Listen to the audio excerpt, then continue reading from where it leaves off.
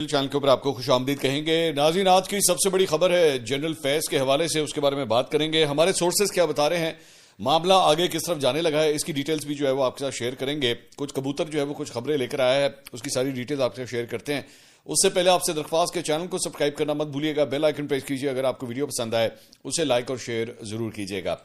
अच्छा जी, साबिक DG ISI lieutenant general Faiz Hamid को जनाब आज 14 साल कैद बामुशक्कत की सजा जो है वो सुना दी गई है। और ये सजा जो है वो 12 अगस्त 2024 को पाकिस्तान आर्मी एक्ट के तहत जो उनके खिलाफ फील्ड जनरल कोर्ट मार्शल की 15 माह की जो कार्रवाई थी वो इख्तिताम पजीर हुई और उसके बाद जो है वो सजा आज सुना दी गई है। अच्छा, पिछले हफ्ते 10 दिन के अंदर जो है वो ऑलरेडी ये खबरें आना शुरू हो चुकी थी कि जनरल फैज का ट्रायल जो है वो कंप्लीट हो चुका है और बस किसी वक्त भी जो है वो सजा सुना दी जाएगी। तो वही हुआ कि वो सजा जो है अब सुना दी गई है। लेकिन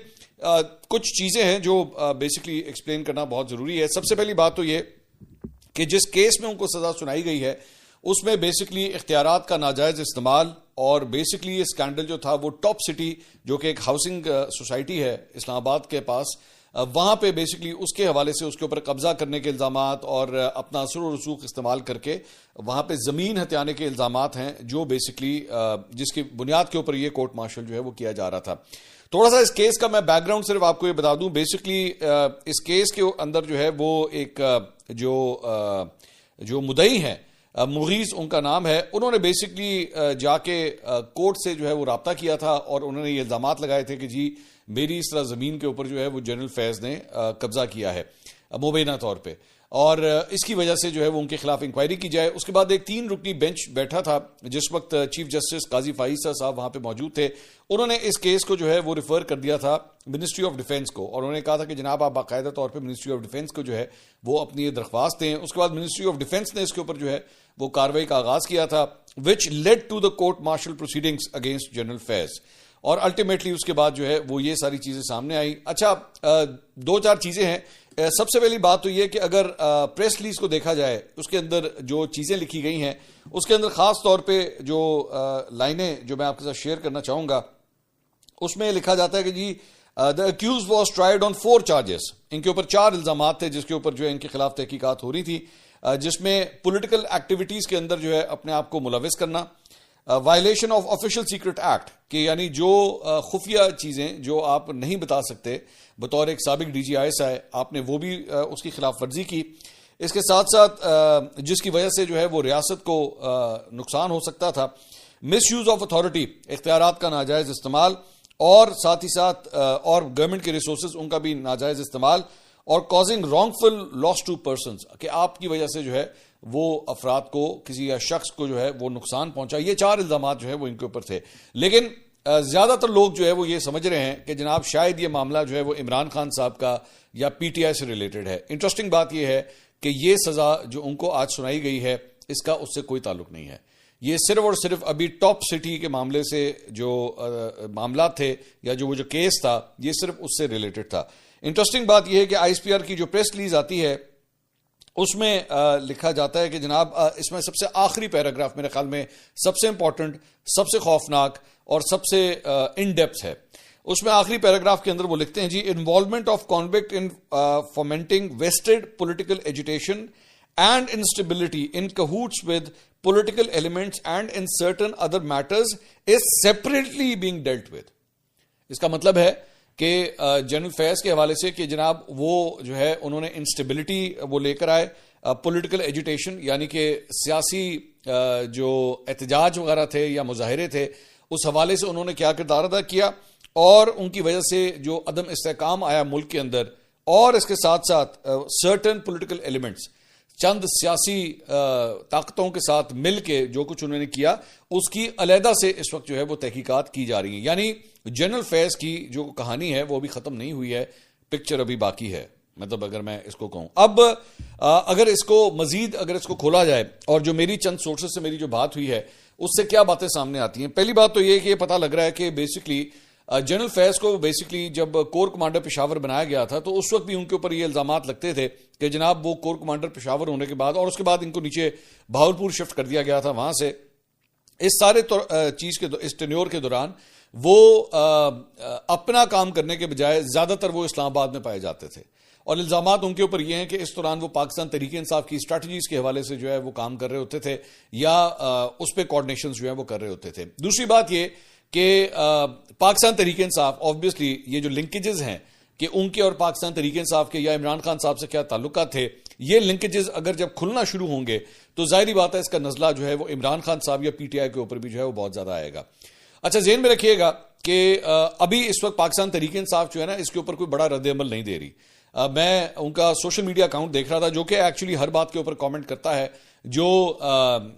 अलीमा खान साहबा अगर मुलाकात करें, कोई बात करें, इंटरव्यू दें, उज़मा खान साहबा, नौरीन खान न्याजी साहबा, जब वो कोई बात करें तो 1 मिनट में वो अकाउंट जो है वो बोलता है। लेकिन जनरल फैज की सजा के बाद जो है वो वहां पे इस वक्त बिल्कुल सन्नाटा है, वहां पे बिल्कुल एक खौफनाक किस्म की खामोशी जो है वो वहां पे मौजूद है,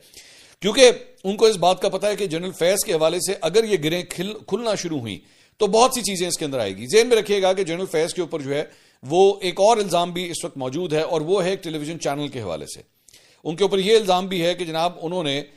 इल्जाम है, अभी तक जाहिर बात है इसके ऊपर अभी उनको सजा या कोई प्रूफ ये बात नहीं हुई है, उनके ऊपर यह भी इल्जाम है कि उन्होंने एक टेलीविजन चैनल के ऊपर जो है वो एक कब्जा करवाया और उसके ऊपर एक्चुअली उसकी फंडिंग अरेंज करवाई और उसके ताल्लुकात भी जो है वो टॉप सिटी के साथ जाके मिलते हैं। ये बातें जब खुली थी टॉप सिटी स्कैंडल के हवाले से तो एक टेलीविजन चैनल के हवाले से भी बात आई थी और उसके बाद subsequently not just the television channel बल्कि इसके साथ साथ कई पाकिस्तान के नामवर एंकर्स के हवाले से भी जो है वो बातें सामने आई थी कि शायद उनके ताल्लुकात भी जो है वो जनरल फैज के साथ थे या जनरल फैज एक्चुअली उनको भी अकोमोडेट करते रहे, चाहे वो नौकरियां दिलवाने के हवाले से हो, टेलीविजन चैनल खुलवाने के हवाले से हो, प्राइम टाइम स्लॉट्स के हवाले से हो, या एक्चुअली बयानिया क्या बिल्ड करना है इमरान खान साहब के लिए या पाकिस्तान तहरीक इंसाफ के लिए, उसमें भी जनरल फैज जो है वो बड़ा एक अहम किरदार अदा करते थे। तो ये मामला जो है वो मजीद अभी खुलेगा। दूसरा, 9 मई के हवाले से क्या जनरल फैज ने पीछे से, क्योंकि हमारी इतलात के मुताबिक ये मामला जैसे ही इमरान खान साहब की तरफ जाएगा तो ये मामला वहां पे भी जो है वो मजीद परेशानी का बायस बनेंगे जनरल फैज के लिए भी और इमरान खान साहब के लिए भी। दूसरी बात ये कि जो सबसे ज्यादा खतरनाक बात है, क्योंकि कई तज्जियाकार ये बात करते हैं कि 9 मई जो है वो सिर्फ और सिर्फ कोई पाकिस्तान तहरीक इंसाफ का एहतजाज नहीं था, 9 मई बेसिकली सिर्फ इमरान खान साहब की गिरफ्तारी को लेकर कोई एहतजाज नहीं था, बल्कि 9 मई को ट्रीट इस तरह किया जाता है कि वो जनरल आसिम मुनीर के खिलाफ बेसिकली एक बगावत थी। फौज के अंदर बेसिकली म्यूटनी पैदा करने की कोशिश की गई थी और इस वजह से पाकिस्तानी फौज के मुख्तलिफ दफातर को या कोर कमांडर हाउसेस को जो है वो इस तरह टारगेट किया गया था कि किसी तरह जो है वो म्यूटनी आ जाए पाकिस्तानी फौज के अंदर। अब ये कोई भी फौज, दुनिया की कोई भी फौज जो है वो कभी भी इस चीज को बर्दाश्त नहीं करती और आईएसपीआर की प्रेस रिलीज ये कहती है कि जनाब ये मामला जो है वो अभी भी इसकी तहकीकात की जा रही है। अगर ये मामला वहां पर गए तो जनरल फैज के लिए तो मुश्किलात होंगी, लेकिन उन पॉलिटिकल फिगर्स ने जो किरदार भी अदा किया इस सारे मामले के अंदर, उनके लिए मजीद मुश्किलात जो है वो बढ़ सकती हैं। दूसरी बात ये कि इसकी टाइमिंग बड़ी इंपॉर्टेंट है। मतलब आज 11 दिसंबर जो हुई है, इसकी टाइमिंग इसलिए मैं ये क्यों कह रहा हूं ये इंपॉर्टेंट है क्योंकि अभी सिर्फ 1 हफ्ता हुआ है कि जनरल आसिम मुनीर के हवाले से सीडीएफ का नोटिफिकेशन जो है वो आया है। जनरल फैज के हवाले से ये कोर्ट मार्शल प्रोसीडिंग्स जो है वो बड़ी देर से चल रही थी, बल्कि as a matter of fact मुझे आज भी याद है कि आज से 1 साल पहले जब 24, 25, 26 नवंबर को पाकिस्तान तहरीक इंसाफ ने इस्लामाबाद के अंदर वो जो एक लॉन्ग मार्च किया था जिसको गंडापुर साहब और बुशरा बीबी जो है वो लीड कर रहे थे, तो उस वक्त बहुत से हमारे सीनियर तज्जियाकारों ने और एंकर पर्सन्स ने उस वक्त ये खबरें दी थी कि जनाब जनरल फैज का एक्चुअली फैसला आने वाला है, ये इस वजह से पाकिस्तान तहरीक इंसाफ एहतजाज करी। वो खबर उस वक्त गलत खबर थी, बल्कि मैं तो नाम भी नहीं लेना चाहता, उनको एम्बैरेसमेंट होगी क्योंकि उन्होंने बड़ी ये गलत खबर जो है उस वक्त दी थी। तो इतनी देर तक 15 माह तक जो है वो ये प्रोसीडिंग्स चली, लेकिन जनरल फैज के हवाले से फैसला नहीं आया। अब जो है वो जनरल फैज के हवाले से फैसला है। और अगर आप पिछला 1 हफ्ता देखें तो पाकिस्तान तहरीक इंसाफ के लिए जो है वो सिग्नलिंग इदारे की जानिब से जो है वो मुश्किलात ही मुश्किलात, बल्कि मैं तो उसको कहूंगा कि अगर पहला सबसे मुश्किल मरहला जो आया था या डिफिकल्टी आई थी पाकिस्तान तहरीक इंसाफ के लिए, वो थी डीजीआईएसपीआर की प्रेस कॉन्फ्रेंस। मैंने आपको उस वक्त कहा था कि ये जो प्रेस कॉन्फ्रेंस है ये आने वाली फिल्म का ट्रेलर है। मैंने आपको उसी वक्त ये जुमला, उस दिन मैंने ये बात कही थी, अगर आप जाके मेरा वीलॉग देखें तो वही ट्रेलर जो है अब वो फिल्म का जो है वो पार्ट, आप समझ लें कि फिल्म जो है वो अब शुरू हो चुकी है और जनरल फैज का बेसिकली जो कोर्ट मार्शल है आप उसे उसी फिल्म का सीक्वेंस समझिए कि ये अब सिलसिला जो है वो स्टार्ट हुआ है। इसका मतलब है कि आने वाले हफ्ते, आने वाले महीने जो है वो पाकिस्तान तहरीक इंसाफ के लिए मजीद मुश्किलात पैदा कर सकते हैं। जेहन में रखिएगा कि पिछले इसी एक हफ्ते के अंदर 4 दिसंबर से लेके आज 11 तारीख तक जो है वो इसी दौरान अब ये बातें चल रही हैं कि पाकिस्तान तहरीक इंसाफ के ऊपर पाबंदी लगा दी जाए, इमरान खान साहब की जेल जो है उसे शिफ्ट कर दिया जाए, उनकी मुलाकातें जो हैं उसके ऊपर टोटल पाबंदी लग चुकी है। As a matter of fact अभी जब मैं आपके साथ इस वक्त बैठा मैं बात कर रहा हूं तो दोबारा से सीएम केपी जो है वो 10वीं दफा गए हैं मुलाकात करने के लिए, लेकिन उनको बैरियर क्रॉस करने नहीं दिया जा रहा। उनकी वहां पे जो है काफी तू तकरार भी हुई है, नोकझोंक हुई है वहां पे पुलिस वालों के साथ। उन्होंने कहा कि जनाब मैं वजीर आला हूं लेकिन मुझे क्यों जाने नहीं दिया जा रहा है, ये गलत हो रहा है, या आपने बॉर्डर यहां पे क्यों बनाया हुआ है, लेकिन उनको जाने की परमिशन जो है वो नहीं मिल रही। इसका मतलब है कि रियासत के अंदर यह फैसला किया जा चुका है कि किसी सूरत जो है इस चीज को अब